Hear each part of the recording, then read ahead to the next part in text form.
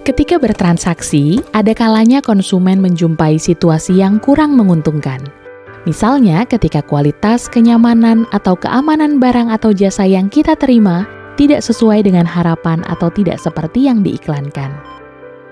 Saat ini terjadi, konsumen mempunyai hak untuk meminta kompensasi berupa pengembalian uang, penukaran atau perbaikan barang dari pelaku usaha. Jika pelaku usaha tidak memberikan kompensasi tersebut, maka akan muncul sengketa antara konsumen dan pelaku usaha. Di Indonesia, terdapat prosedur litigasi maupun non-litigasi untuk menyelesaikan sengketa konsumen. Pada video ini, kita akan membahas salah satu prosedur litigasi, yaitu gugatan sederhana. Prosedur gugatan sederhana diatur dalam Peraturan Mahkamah Agung Nomor 2 Tahun 2015 yang diperbarui dengan Peraturan Mahkamah Agung Nomor 4 Tahun 2019. Gugatan sederhana adalah tata cara pemeriksaan di persidangan terhadap gugatan perdata dengan nilai gugatan material paling banyak 500 juta rupiah yang diselesaikan dengan tata cara dan pembuktian yang sederhana, serta gugatan diajukan atas dasar wan prestasi dan atau perbuatan melawan hukum. Lalu, bagaimana prosedur untuk mengajukan gugatan sederhana?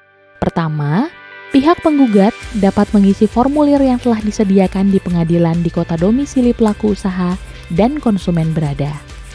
Gugatan sederhana bisa digunakan oleh konsumen untuk menggugat pelaku usaha yang tidak memenuhi kewajibannya atau sebaliknya. Gugatan hanya dapat diajukan oleh satu penggugat dan satu tergugat, kecuali terdapat beberapa orang memiliki kepentingan yang sama. Penggugat dapat beracara sendiri tanpa perlu menggunakan kuasa hukum. Tetapi, jika penggugat berada di domisili hukum yang berbeda dengan tergugat, penggugat harus menunjuk kuasa yang berada di wilayah yang sama dengan tergugat. Setelah mengisi formulir pendaftaran, penggugat membayar biaya pendaftaran sebesar Rp30.000 dan dapat ditambahkan dengan biaya pemanggilan yang mungkin diperlukan. Proses pendaftaran dan pembayaran gugatan sederhana akan menjadi semakin mudah dengan adanya sistem berperkara secara elektronik. Setelah mendaftarkan gugatan, hakim akan menentukan apakah gugatan tersebut memenuhi syarat dan dapat dibuktikan secara sederhana. Jika memenuhi syarat sebagai gugatan sederhana, pada tingkat pertama, hakim tunggal harus memutus perkara dalam jangka waktu 25 hari sejak sidang pertama yang dihadiri oleh kedua belah pihak. Hakim wajib berperan aktif dalam menentukan pasal yang digunakan dan menuntun para pihak dalam proses pembuktian. Pihak yang keberatan terhadap putusan pengadilan tingkat pertama dapat mengajukan permohonan banding dengan menyertakan memori keberatan. Majelis hakim di pengadilan yang sama akan memutuskan dalam jangka waktu 7 hari sejak majelis dibentuk. Tingkat keberatan ini merupakan upaya hukum terakhir dan bersifat final. Setelah putusan hakim dikeluarkan, pihak yang kalah wajib melaksanakan putusan tersebut.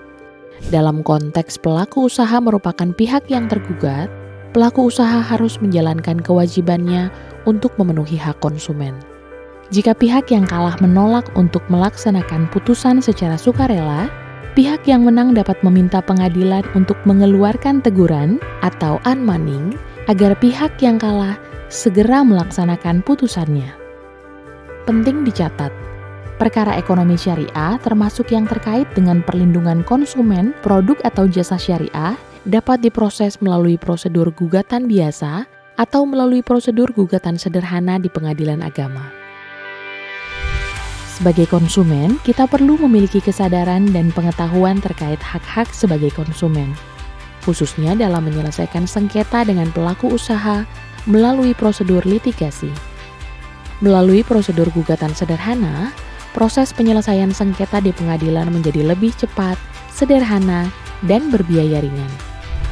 Selain mempermudah akses terhadap keadilan bagi konsumen, ini juga akan meningkatkan transparansi bagi pelaku usaha di Indonesia.